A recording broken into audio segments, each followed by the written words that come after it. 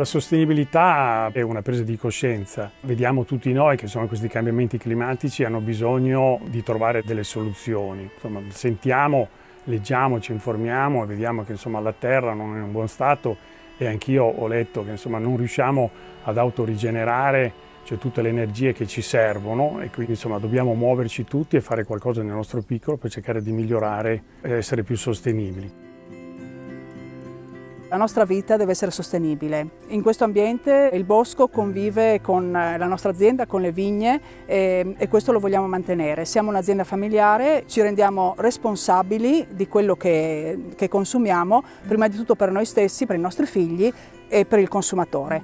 Perché è importante la sostenibilità e perché vogliamo approcciarci ad una certificazione. Elevando il livello qualitativo ci si sono aperti nuovi mercati e ci hanno chiesto appunto una certificazione.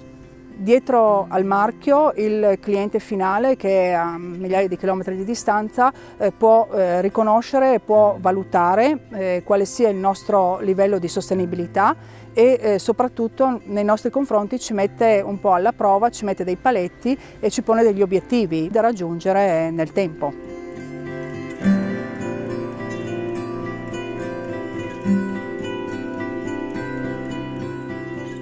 Livio Feluga ha intrapreso un percorso di sostenibilità essenzialmente per oggettivizzare una filosofia che già adotta in azienda da diversi anni.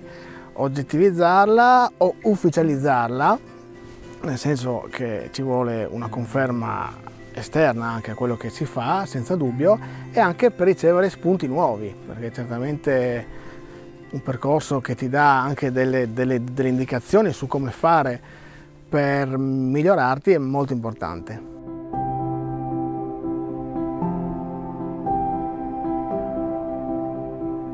La vite, sappiamo, non può cambiare casa, quindi dal punto di vista ambientale in vigneto noi dobbiamo rendere l'ambiente ospitale e per fare questo aumentiamo la biodiversità con le semine polifunzionali e l'inerbimento naturale. Dobbiamo evitare il più possibile il compattamento del suolo per far vivere sempre la biodiversità e per fare questo facciamo minori passaggi nelle potature a verde, perché facciamo 2 cimature di meno. Attuiamo da vari anni l'aspersione del prodotto mediante macchine a recupero, il che vuol dire poter recuperare dal 20 all'80% dell'acqua a seconda di quanto è sviluppata l'apparato fogliare della vite. Però emettiamo anche minor gas serra, meno passaggi, minore emissione di gas serra. Utilizziamo anche dei prodotti che possono dare del nutrimento alla vite e utilizziamo dei prodotti a base d'alghe, quindi dei prodotti sempre naturali, oltre alla difesa dello zolfo e del rame per le malattie fungine. E dobbiamo anche pensare che l'acqua che viene utilizzato all'interno della cantina tante volte viene prelevata dalla rete idrica. Noi invece ci siamo dotati di un serbatoio di recupero d'acqua piovana che ci permette di recuperare fino a 100 metri cubi d'acqua con l'utilizzo dell'acqua piovana e dell'acqua che preleviamo dalle rogge per fare le pulizie all'interno della cantina. Poi all'interno dell'impianto di imbottigliamento stesso possiamo recuperare le acque che vengono utilizzate per pulire le bottiglie all'interno, per sterilizzarle, e queste acque poi vengono utilizzate anche per il lavaggio esterno delle bottiglie e possiamo effettivamente andare avanti, raccontare ancora molte, anzi il progetto della sostenibilità ambientale passa attraverso questi piani di miglioramento. Tra le buone pratiche che vengono svolte in azienda possiamo partire dall'utilizzo di diversi principi attivi in modo da diminuire la resistenza dei patogeni. Utilizziamo atomizzatori a basso volume idrico in modo da limitare il volume d'acqua. Abbiamo alcune cisterne che ci permettono di recuperare l'acqua piovana e un pozzo in modo da poter utilizzare questa per i trattamenti in campagna. Un altro aspetto, abbiamo aderito alla misura 10 in modo da non utilizzare più il diserbante e al posto di questo facciamo lo sfalcio sotto fila tramite spollonatrice in modo da abbinare 2 lavorazioni in contemporanea, sia lo sfalcio dell'erba che la spollonatura delle viti, in modo da ottimizzare un passaggio. Un'altra buona pratica riguarda la concimazione. Infatti nell'azienda utilizziamo quasi esclusivamente biocompost per concimare i vigneti e gli uliveti, in modo da fornire maggiore sostanza organica ai terreni ed limitare al massimo l'utilizzo di concimi chimici. Altre buone pratiche è la biodiversità. Durante i lavori estivi molto spesso troviamo anche nidi di avifauna locale e siamo sempre molto attenti a lasciare un adeguato riparo in modo che appunto le uova possano schiudersi senza avere grossi problemi. È quotidiano il pensiero per cercare di fare qualche cosa per essere più sostenibili. Dalle pratiche più semplici, ormai sono già da anni che non facciamo più diserbi chimici e abbiamo in campo delle macchine che sono innovative per quanto riguarda appunto il lavoro del sottofila. Utilizziamo solamente i concimi organici, dobbiamo stare anche molto attenti sui concimi organici in quanto poi possiamo anche correre il rischio di avere magari antibiotici o ormoni, quindi dobbiamo far sì che ci sia del materiale che arrivi da allevamenti certificati. E poi, insomma, per quanto riguarda poi anche la questione dei trattamenti, che è la questione centrale, oltre ad aver fatto una serie di esperienze sia sul biologico, sul biodinamico, adesso siamo in una fase nella quale portiamo avanti un sistema di lotta integrata. Siamo in un network dove ogni mese viene fuori qualche novità che ci possa dare veramente delle risposte per avere dei prodotti meno impattanti possibili. Ecco, questo è il percorso.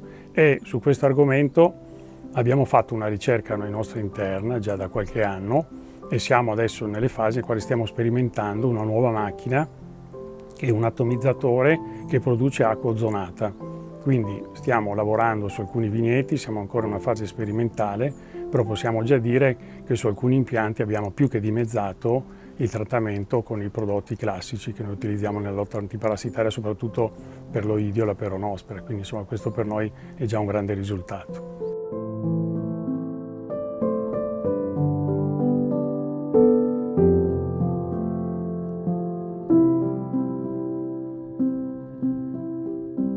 Avere un'azienda sana ha degli indubbi vantaggi sia qualitativi che produttivi nel tempo. Questo è indubbio. Ormai posso dire che sostenibilità e qualità vanno di pari passo. Le pratiche che vengono messe in atto per effettuare questo percorso sono in continuo divenire. Certamente in campagna tutto ruota ad un concetto di non alterare quello che è l'equilibrio organico dell'ambiente viticolo, un equilibrio che ha un'importanza anche per la vite stessa, nel senso che crea delle condizioni di resistenza naturale della vite nei confronti delle avversità. Quindi tutto quello che noi facciamo deve essere fatto con attenzione senza andare a modificare questo equilibrio, quindi eliminare di fatto le residualità e utilizzare esclusivamente materiali organici. Per quanto riguarda la cantina invece, anche lì sono diversissime, sono tantissime le cose che si possono fare. Due cardini principali sono sicuramente la riduzione del consumo di energia da combustibili fossili. Questo viene fatto sia utilizzando il più possibile energie da fonti rinnovabili che efficientando i processi produttivi. E il secondo aspetto molto importante è l'eliminazione degli imballaggi e tutti i materiali non riciclabili. Siamo partiti tanti anni fa con un processo che oggi chiamiamo economia circolare, di riutilizzo delle risorse e devo dire che è stato vincente perché ci ha permesso di superare le tante difficoltà e opportunità che poi il mercato e il mondo dell'agricoltura propone. Nel campo della sostenibilità abbiamo iniziato un percorso nel 2011 con un accordo volontario col Ministero dell'Ambiente per arrivare ai giorni più recenti con il rinnovo della certificazione in occasione dello scorso Vinitaly a Verona. Questo ci ha portato molta consapevolezza di quello che significa sostenibilità, che va dalla campagna all'ambiente, al sociale e all'economia. Ci sono dei dati quantitativi, dati numerici che identificano questi parametri. Quello più interessante che abbiamo affrontato è proprio la CO2 emessa per ogni singola bottiglia di vino. È stato scelto il Pinot Grigio, vino emblema un po' della viticoltura di pianura friulana, quello più noto al mondo. La CO2 emessa, per dare un dato, proprio sono 0,82 kg di CO2 equivalente per ogni singola bottiglia di vino. È un dato che forse non dice molto preso in quanto tale, ma risulta essere molto interessante una volta che lo si confronta un anno per l'altro. Il processo deve essere virtuoso e di continuo miglioramento. Che cosa abbiamo fatto oltre a questo? Abbiamo adottato delle pratiche di sostenibilità anche per quanto riguarda la formazione dei collaboratori, delle relazioni col territorio. In campagna abbiamo introdotto gli atomizzatori a recupero che ci consentono sia un risparmio di anticritogamici significativo pari al 50% che un risparmio economico. Ci sono tante valenze positive nell'adottare pratiche di sostenibilità. Una è anche il confronto con le altre cantine che fanno parte di questo progetto, perché soltanto dialogando e confrontandoci possiamo migliorare tutti quanti continuamente.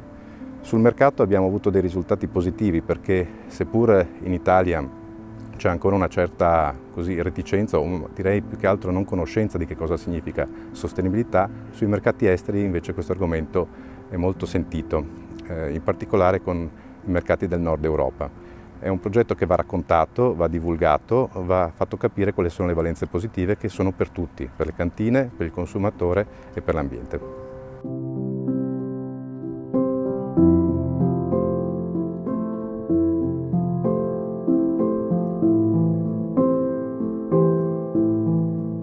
Mi auguro che questo sia solamente l'inizio di un percorso che coinvolga nella totalità il territorio per cercare appunto di muoverci non solamente per esigenze di marketing, ma per una reale esigenza, proprio una presa di coscienza che bisogna fare qualche cosa per la nostra terra e quindi per il nostro futuro.